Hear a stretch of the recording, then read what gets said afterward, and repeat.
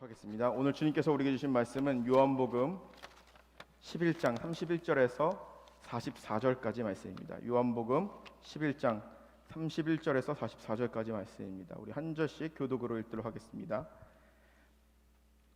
마리아와 함께 집에 있어 위로하던 유대인들은 그가 급히 일어나 나가는 것을 보고 곡하러 무덤에 가는 줄로 생각하고 따라가더니 마리아가 예수 계신 곳에 가서 배웠고 그 발 앞에 엎드려 이르되 주께서 여기 계시더라면 내 오라버니가 죽지 아니하였겠나이다 하더라.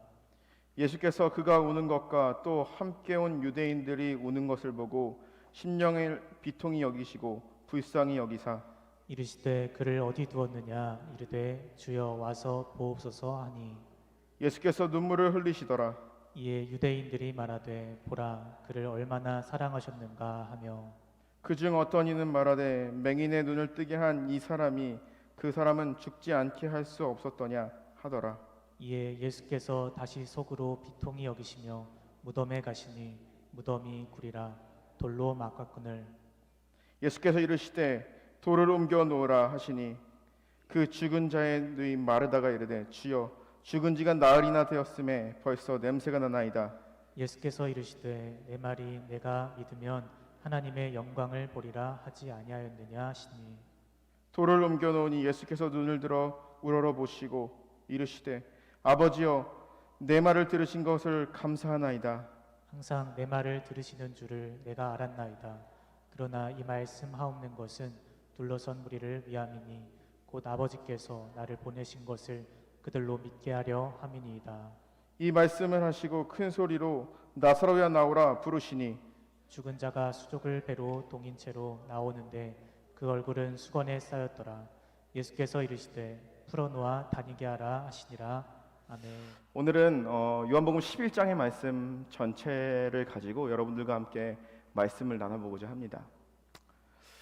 우리는 살다 보면은 누구나 죽음을 경험을 합니다. 성경에 보게 되면은 예수님께서는요 병든 자를 고치기도 하시고요 또 죽은 자를 살리기도 하십니다. 그리고 어두움 가운데 있는 자들에게 빛을 비추어 진리의 빛을 보게 하십니다. 그래서 우리가 예수 그리스도의 사역을 보게 되면은요 병든 자가 병이 고쳐지고 죽은 자가 살아나고 그리고 또한 진리를 보지 못한 자들이 진리를 보게 되는 것을 우리는 알 수가 있습니다. 그러면서 우리는 이 성경을 보면서 이렇게 갈망할 때가 있죠. 우리 형제 중에 혹은 내가 질병을 갖고 있으면 예수님께서 고쳐주셨으면 참 좋겠다 하면서 간절한 마음으로 기도합니다. 그리고 또 우리 교우들 중에 또 형제 중에 아픈 사람이 있으면 그 사람을 위해서 우리가 뜨겁게 중보기도 합니다. 그리고 주님께서는 그 중보기도를 통해서 고쳐주시는 것을 우리는 신앙생활하면서 많이 경험했습니다. 그런데 여러분 이런 적이 혹시 있으신가요? 여러분들 중에 아주 가까운 사람, 친한 사람들이 세상을 떠났어요. 그런데 그 사람을 살려달라고 기도해 본 적 있나요? 저는 제 인생에서 그런 적이 몇 번 있는 것 같아요. 제가 처음으로 경험한 죽음은요 초등학교 4학년 때였어요. 초등학교 4학년 때 외할머니가 돌아가셨습니다. 그래서 가족들과 택시를 타고 외할머니가 사시는 서울로 가게 되었는데 그때 택시에서 얼마나 간절히 기도했는지 모르겠어요. 뭐라고 기도했냐면은 하나님 우리 외할머니 살려주세요. 왜 그렇게 기도했을까요? 성경에 보면 예수님께서 오늘 본문에 보면 나사로도 살렸고 죽은 사람을 살리는 이야기들이 굉장히 많이 나와요. 그래서 우리 할머니도 이렇게 간절히 기도하면 살려주지 않을까라는 마음으로 할머니 살려주세요. 우리 할머니 살려주세요 하면서 간절히 기도했던 적이 있습니다. 그런데 할머니는 살아나지 않으셨습니다. 그렇다고 해서 나에게 이런 기적이 참 일어났으면 좋겠다라고 생각을 했지만 하나님을 원망하거나 하나님의 존재에 대해서 부정하지는 않았습니다. 왜 그럴까요? 사람은 어쩔 수 없이 죽음을 받아들이기 때문이죠.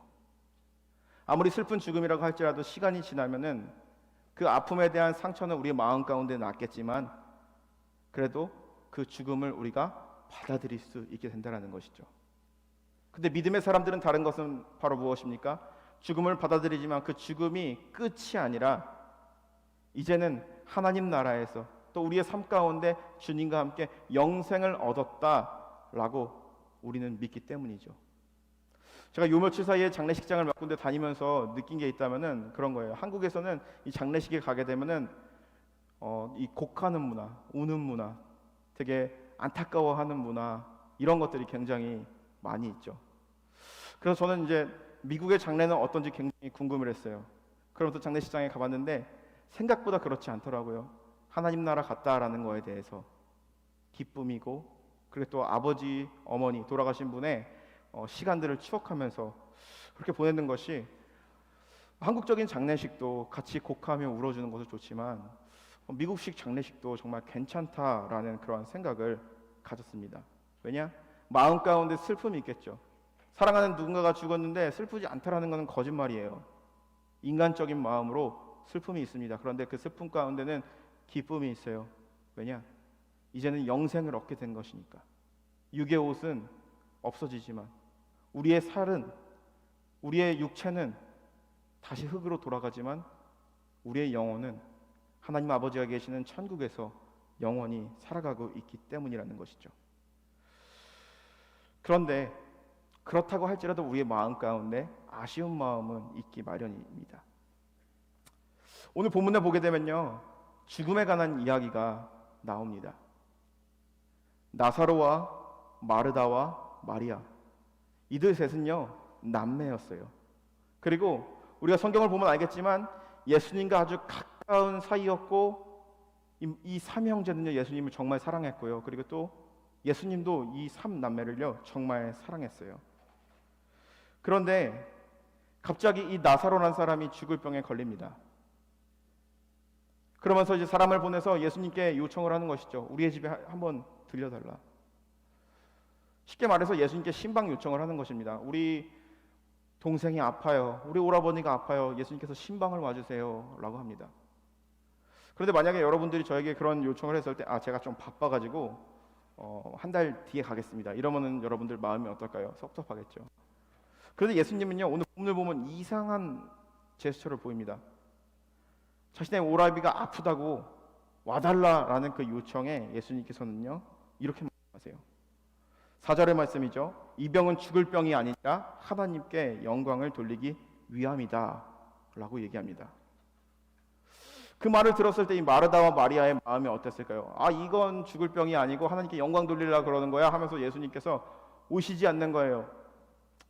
마음 가운데 예수님께서 왜 이런 말씀을 하시지? 만약에 우리를 정말 사랑한다 그러면 빨리 와야 되는 거 아니야? 라는 그런 마음이 들지 않았을까요? 예수님은요 계속 끊임없이 오는 것을 지체해요.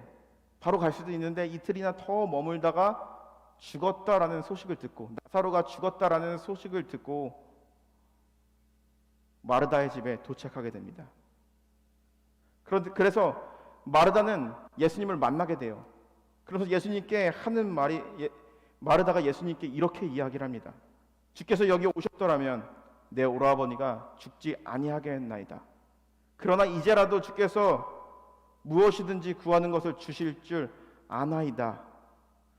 예수님께서 마리아에게 이렇게 말씀하셨어요. 내 오라비를 다시 살리겠다.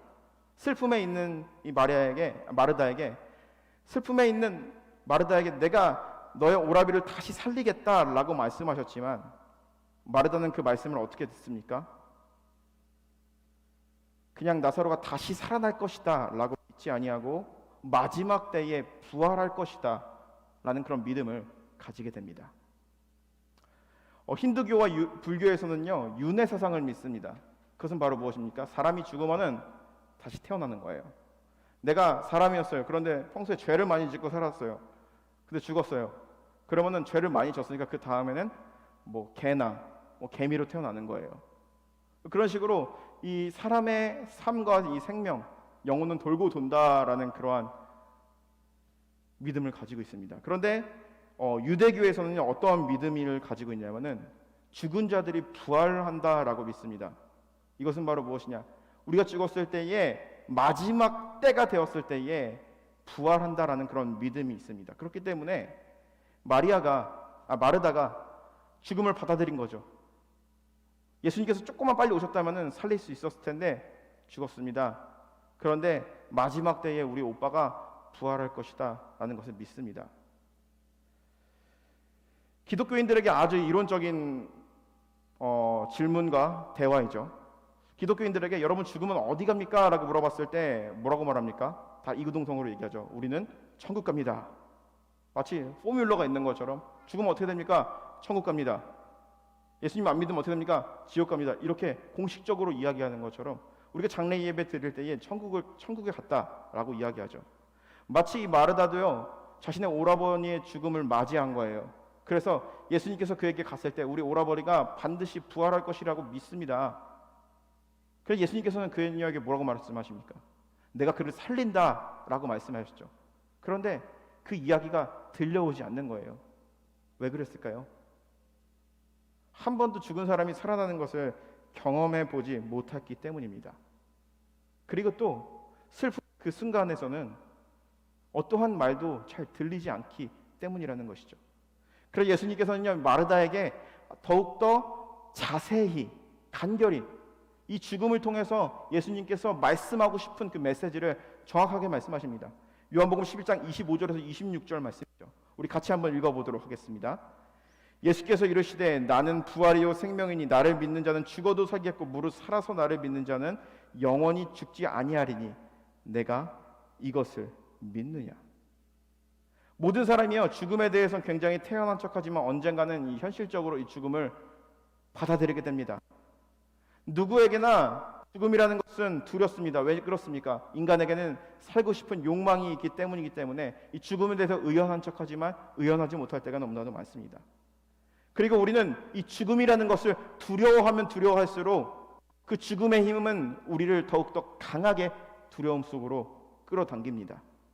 그런데 오늘 예수님께서는요 그런 죽음의 두려움과 슬픔 가운데 있는 마르다에게 이야기를 하는 것이죠. 나는 부활이고 생명이니 나를 믿는 자는 죽어도 살겠고 죽어도 육체는 죽을지라도 죽지 않는다. 무릇 살아서 나를 믿는 자는 영원히 죽지 않는다라는 것을 내가 믿느냐라고 마르다에게 질문을 한 것이죠. Eternal life, 영생을 살아간다라는 것을 나를 믿었을 때의 영생을 살아간다라는 것을 내가 믿느냐라고 질문을 하는 것이죠.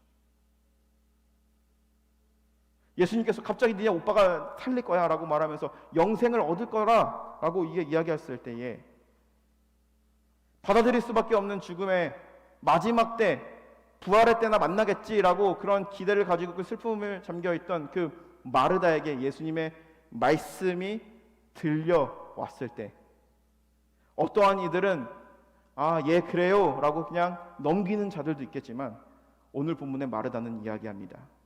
주여 그래하여이다. 주님 그리스도시요 세상에 오시는 하나님의 아들이신 줄을 내가 믿나이다 라고 한 것입니다.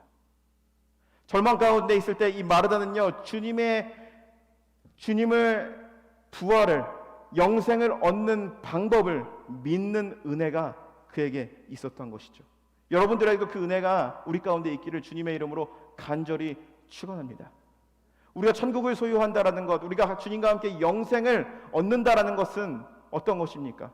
우리가 구원받는다라는 것은 어떤 것입니까? 우리의 행위와 그리고 또한 우리의 노력을 통해서 얻는 것이 아니라 하나님께서 우리에게 주시는 선물입니다. 믿어지는 거예요. 내가 구원받았는지 구원 안 받았는지 마음 가운데 의심이 있잖아요. 그리고 마음 가운데 천국에 대한 확신이 없잖아요. 그런데 오늘 이 말씀을 보면서 우리 다시 한번 생각해 봤으면 좋겠습니다. 우리가 죽고 나서 우리의 삶이 끝나는 것이 아니라 예수님을 믿으면 우리가 영생을 얻을 수 있는 것이며 우리가 살아서 예수님을 믿었을 때 영원히 죽지 않는다. 우리의 영혼이 영원히 죽지 않는다 라는 것을 우리의 마음 가운데 믿고 죽음에 대한 담대함이 있을 때 우리는 비로소 구원에 대한 확신이 있다라고 말할 수 있는 것입니다. 이러한 믿음이 흔들리지 않는 여러분들이 되었으면 좋겠습니다. 그리고 또한 이것이 여러분들의 삶 가운데 믿어지시기를 주님의 이름으로 간절히 축원합니다. 마르다에게는 그런 믿음이 생겼습니다. 그러면서 이 마르다는요 마리아를 부르기 시작해요.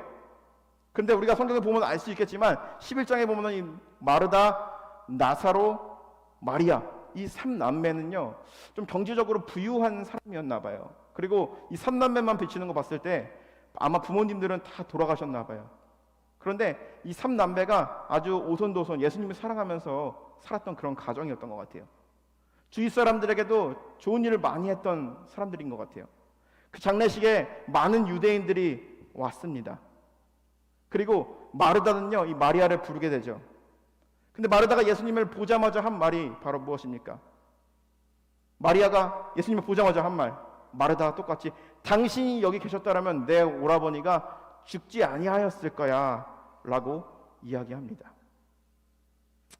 우리가 장례식장에 가게 되잖아요. 그러면은 한 명이 울기 시작하면은 뭔가 이렇게 감정이 공감이 되어서 막 이렇게 울 때가 있죠. 그렇듯이 많은 사람들에게 이 마리아의 슬픈 감정이 공감이 돼서 많은 유대인도 울기 시작했어요. 예전에 저는 이런 적이 있었던 것 같아요.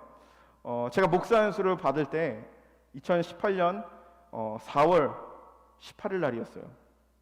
그런데 목사 안수를 받으러 이제 서울에 있는 금란교회에 딱 도착해서 예배당에 딱 들어갔는데 주체할 수 없는 눈물이 막 쏟아지더라고요.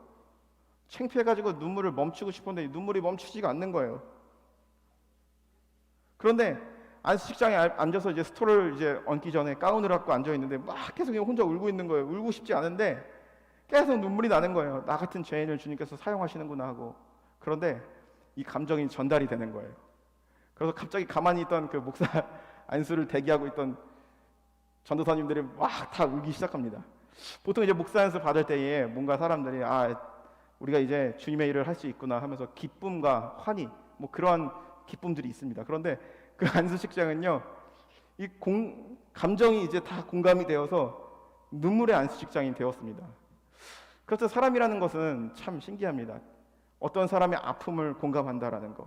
즉 마리아의 오라버니 이 나사로가 죽었다라는 것에 대해서 많은 사람들이 공감을 했어요. 그의 슬픔을. 그런데 우리가 오늘 성경을 보면 알겠지만은 이 유대인과 마리아만 운 것이 아니라 예수님께서도 눈물을 흘렸다라고 이야기합니다. 성경에 보게 되면 예수님께서 그들의 눈물을 보고 심령이 비통히 여겼다라고 이야기합니다. 우리가 이 말씀을 읽어봤을 때에 우리에게 느껴지는 뉘앙스는 어떤 것이죠? 예수님도 이 마리아의 슬픔을 이해했다라고 우리는 생각을 할 수도 있어요. 그런데 이 헬라어 원문을 보게 되면 비통히 여겼다라는 그 말은요 깊은 한숨을 쉬었다라는 의미를 가지고 있습니다. 즉 어떤 것입니까? 마리아의 슬픔을 예수님께서 공감하신 것이 아니라 울고 있는 많은 사람들을 보면서 예수님께서 분노하셨다라는 것이죠. 안타까움에 눈물을 흘리셨다라고 이야기하는 것이죠.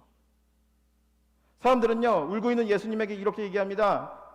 당신이 맹인의 눈도 뜨게 해줬으면은 저 사람도 살릴 수 있지 않았겠느냐라고 하면서 예수님께 이야기합니다. 그런데 예수님은 다시 한번 비통의 한숨을 쉬고 눈물을 흘리셨습니다. 왜 그랬을까요? 우리가 서두에 이 본문을 보게 되면 예수님께서 있을 때에 마르다와 마리아는 나사로가 아프다고 사람을 보냅니다. 그런데 예수님께서는 그 사람에게 어떻게 대답을 합니까? 나사로가 아파? 그럼 빨리 가야지. 이렇게 대한 것이 아니라 괜찮아, 죽을 병 아니야. 하나님께 영광 돌리려고 하는 거야 라고 의연한 태도를 보내요. 그리고 또 나사로가 죽었다라는 소식을 들었을 때도 어떻게 합니까? 나사로가 죽었다라는 그 소식을 들었을 때도 상당히 감정적으로 판단하는 것이 아니라 이성적으로 판단을 하며 그곳에 가게 됩니다. 이틀이나 지체하여서. 그리고 사람들이 울고 있는 그 모습을 바라보면서 어떻게 합니까? 그들의 감정에 대해서 공감하는 것이 아니라 울고 있는 마리아와 울고 있는 유대인들을 보면서 비통에 잠겨 분노하며 한숨을 내쉬면서 눈물을 흘리신 것을 우리는 알 수가 있습니다. 예수님께서 왜 그랬을까요? 정말 사랑의 예수님이라 그러면은 아픔에 대해서 공감해 줘야죠. 얼마나 마음이 아픕니까? 다시 살아날 수 있을 거야 라고 하면서 마음을 만져줬는데 예수님은요 오빠가 죽었는데 형제가 죽었는데 그 사람을 죽음에 눈물 흘리는 사람을 보면서 비통해합니다. 분노합니다. 예수님의 감정은 바로 이런 것입니다. 우리가 지난 시간에 맹인의 눈이 떠지는 것을 우리가 말씀을 통해서 봤습니다. 그런데 이 맹인의 눈이 떠지는 것은요, 단순히 그의 가지고 있었던 그 장애가 치유된 사건, 그걸로 끝나는 것이 아니에요. 당시 어둠 가운데 있었던 그 사람들의 영의 눈이 열리는 것을 의미하는 것입니다. 사람들은요, 예수님께서는 이 사람을 통해서 하나님께 영광을 돌리겠다, 하나님이 하실 일을 보이겠다라고 말했던 궁극적인 이유는 바로 무엇입니까? 어두운 가운데 있던 자들이 빛 가운데 오시는 그 예수 그리스도를 만났을 때에, 예수 그리스도를 나의 주인으로 인정하였을 때에 그의 영의 눈이 떠져서 빛 가운데 거하며 하나님의 자녀답게 살아가기를 원했어요. 그 사람들은 바로 뭐라고 말합니까? 당신이 저 맹인 고쳐줬잖아. 그러면은 이 나사로도 살릴 수 있는 거 아니야? 예수님께서 성경에 보게 되면 많은 기적과 죽은 자를 살리시고 병든 자를 고치시고 장애를 가진 사람들을 고쳐주셨어요. 그런데 그것은 단순한 기적과 치유, 질병 치유, 병원 가서 치료받듯이 치료 일으키는 것이 아니라 그것을 통해서 하고자 하는 그런 메시지가 있었다라는 것이죠. 그 마음 깊은 곳에 주님이 그것을 통해서 말하고자 하는 의도가 있었던 것이죠. 나사로의 죽음을, 나사로가 죽을 것이라는 것을요, 주님께서도 알고 있었어요. 그런데 그가 영원히 죽지 않을 거라는 것을 알고 있었고, 이것을 통하여서 예수님은요, 자신이 이 땅에 온 이유, 그리고 앞으로 내가 너희를 위해 죽는다라는 것을요 말해주고 싶었고, 나를 믿는 자는 영원히 죽지 아니하고 영생을 얻을 것이다라는 그런 믿음을 보여주기 원했어요. 그런데 사람들의 태도는 어떻습니까? 예수님은 열심히 3년 동안 공생의 사역을 하면서 많은 일들을 하였는데, 예수님의 사역과 예수님의 말씀과 예수님의 기적과 이적을 자신의 뜻대로 해석하며 오해하기 시작했다는 것이죠. 예수님이 진정 이 땅에서 하나님 나라를 선포하며 병든 자를 고치시고 죽은 자를 살리시는 진정한 목적은 바로 무엇이냐? 그것을 어둠 가운데 있는 자들이 이제 세상에 빛으로 오신 예수 그리스도를 바라보며 그들의 삶이 빛 가운데 거하며 예수 그리스도를 믿었을 때에 영원한 생명을 얻게 하기 위해서, 우리를 심판하기 위해서 이 땅에 오신 것이 아니라 우리를 구원하시기 위해서 오신 그 예수 그리스도를 그들의 주인으로 인정하기 원했어요. 그런데 그들은 어떻습니까? 죽음 앞에서, 사망 앞에서 무너지는 자들이었습니다. 괴로워하는 자들이었어요. 예수님, 그리스도가 그들 앞에 있는데 그것이 보이지 않았다라는 것이죠. 예수님은 그것에 대해서 정말 눈물을 흘린 것입니다. 여러분, 이럴 때가 있죠? 저도 그럴 때가 정말 많은 것 같아요. 제 인생을 돌아봤을 때 부모님은요, 자녀를 위해서 굉장히 많은 희생을 합니다. 그리고 자녀를 키우기 위해서 최선을 다합니다. 그런데 자녀가 이제 머리가 컸어요. 성장했어요. 그런데 부모님이 가르쳐준 그 교육 방식이라든지 혹은 부모님이 했던 그 노력, 열심, 그러한 것들을 하나도 기억하지 않는 거예요. 자기가 제일 잘난 거고 자기 필요만 채우는 게 우선인 거예요. 그렇게 생각을 하는 거예요. 그럼 부모로서 마음이 어떻습니까? 답답하겠죠. 저는 아직 부모가 아니라 부모긴 부모죠. 희지가 아직 어려서 그런 걸 잘 모르지만, 저는 한국에 있을 때 저희 어머니 아버지에게 참 그런 못된 자식의 역할을 참 많이 했던 것 같아요. 너무나도 속상했죠. 예수님도 마찬가지예요. 하늘 보좌를 버리시고 이 땅에 오셔가지고 우리를 구원하시기 위해서 3년 동안 하나님의 나라를 선포하며 3년 동안 병자들을 치유하고 아픈 자들을 만나러 가며 가장 세상의 밑바닥에 있는 자들에게 복음을 전하며 하나님 나라를 만들려고 했는데, 예수님을 바라보는 그 시각은 단순한 선지자에 불과하고 단순한 의사와 같이 병 고치는 용한 사람으로밖에 여기지 않았던 것이죠. 예수님은 그런데 그들에게 이야기합니다. 나는 부활이요 생명이다 라고 얘기합니다. 사망의 권세는 어느 누구에게나 두려운 것이고 사망의 어두움은 우리를 더욱더 깊은 곳으로 끌고 가요. 우리가 죽음을 두려워하면 그 죽음은 우리를 더욱더 깊은 죽음으로 끌고 가요. 그것을 예수님께서 아시기 때문에 사망 권세를 이기시기 위해서 십자가를 지시러 이 땅에 오셨는데, 그들은 아무도 예수님의 의도에 대해서, 예수님의 마음에 대해서 아무도 이해하는 사람이 없었기 때문에 예수님은 분노의 눈물을 흘렸던 것이죠. 그런데 우리의 삶을 돌아보면 우리도 마찬가지일 때가 있습니다. 마치 오늘 본문에 나오는 그 유대인들처럼 예수님께서 나사로를 살리셨습니다. 병든 자를 고치셨어요. 그런데 우리가 복음을 이해할 때에 정말 이 복음을 통하여서 하나님의 말씀을 우리의 마음 가운데 받아들이고 하나님의 말씀대로 살아가기 위해서 정말 구원에 대한 확신을 가지고 영생에 대한 기쁨을 가지고 살아가는 것이 정상인데, 내가 나에게 이로운 것만, 그리고 나에게 유익한 것만, 나에게 힘들지 않은 것만 골라가지고 그것을 나의 말씀으로 받아들여서 해석하는 경우가 얼마나 많은지요.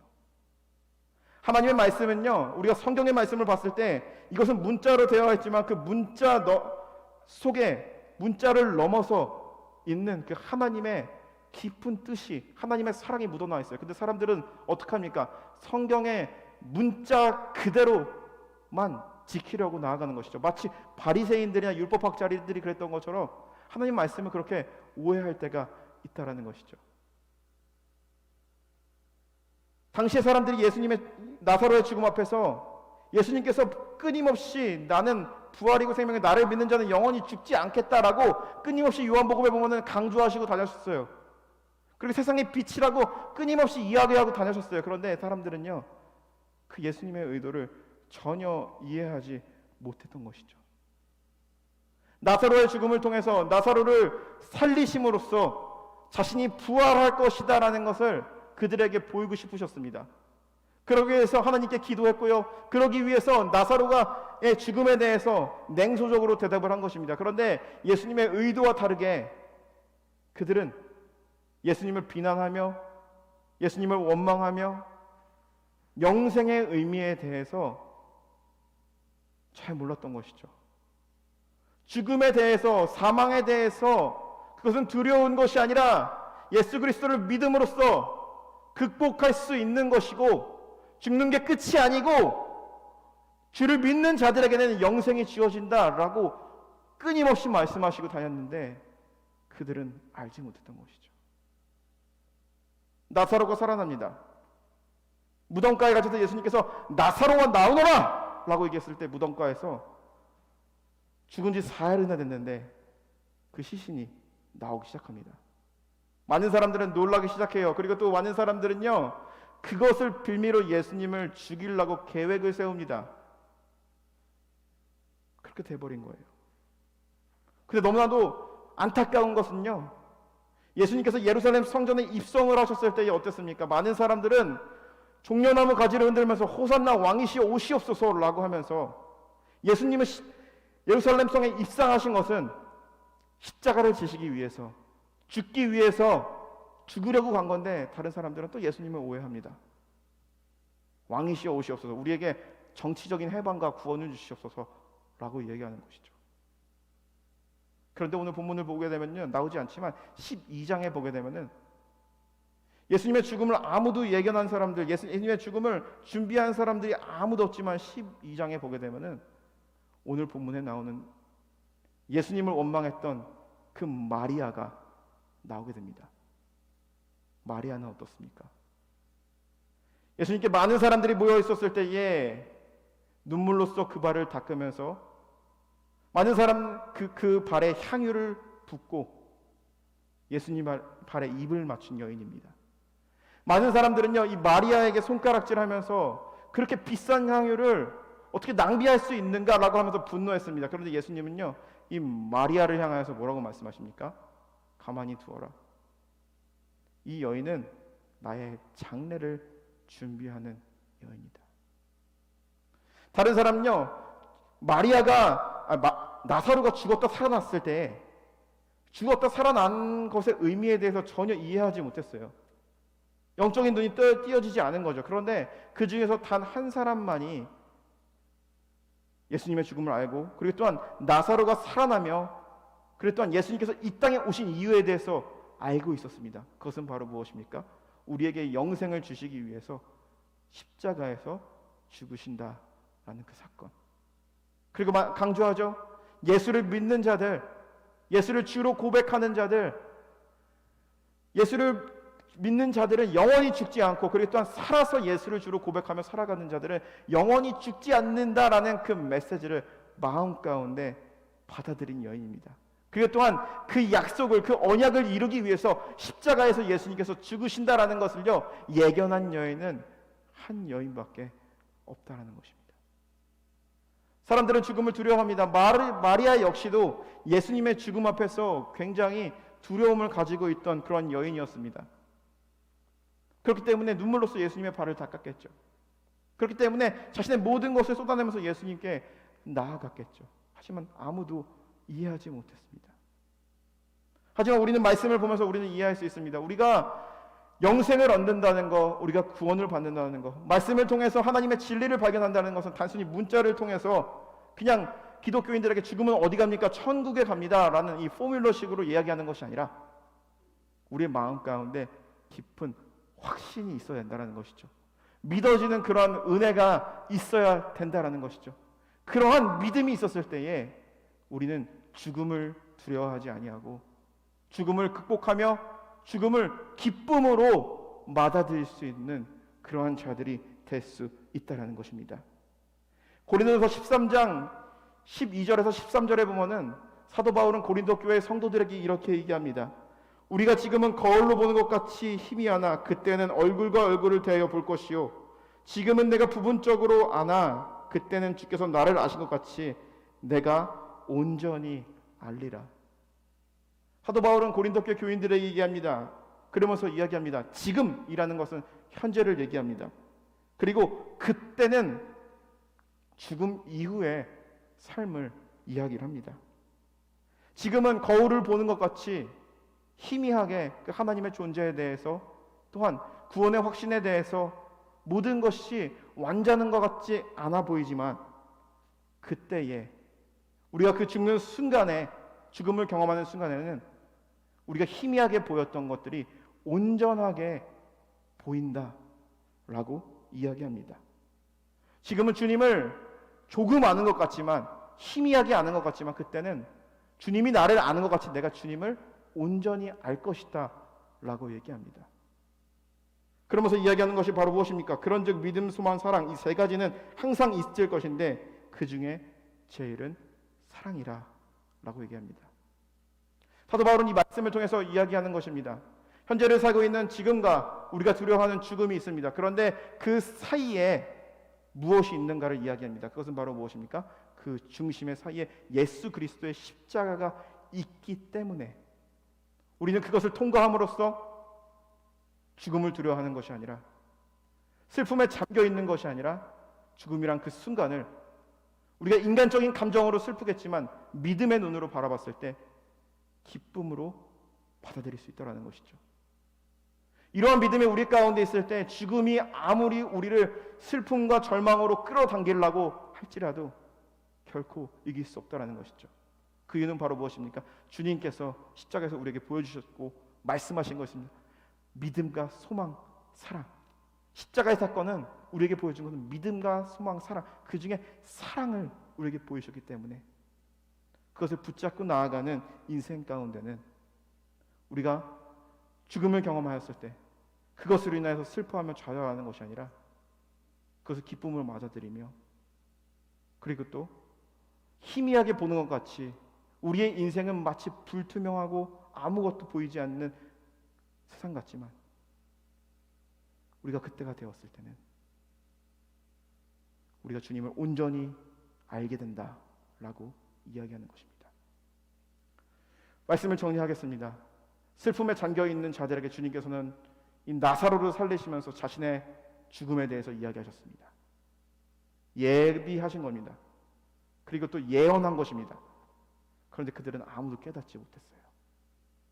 그런데 이것을 통해서 주님께서 이 죽음을 통해서 이 나사로와 죽음과 부활을 통해서 말하고자 했던 것은 바로 무엇입니까? 예수 그리스도를 믿는 자들은 결코 죽지 않는다는 것이죠. 살아서 믿는 자들은 결코 죽지 않고 영생을 얻는다.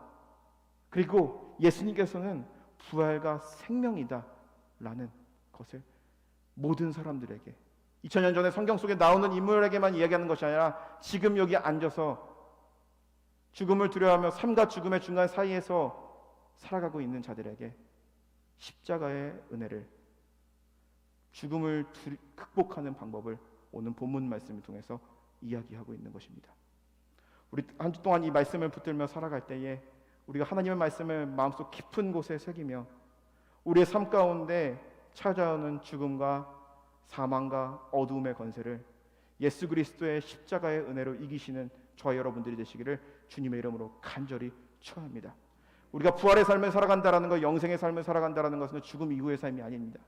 지금 현재를 살아가는 거예요. 이미 우리가 예수를 믿고 구원받았다라는 마음과 확신이 있으면 지금 우리는 영생을 얻은 것입니다. 영생을 누리며 주님으로 인해서 기뻐하며 어떠한 어려움도 슬픔도 넉넉히 이겨내시는 한 주가 되시기를 주님의 이름으로 간절히 축원합니다. 기도하겠습니다.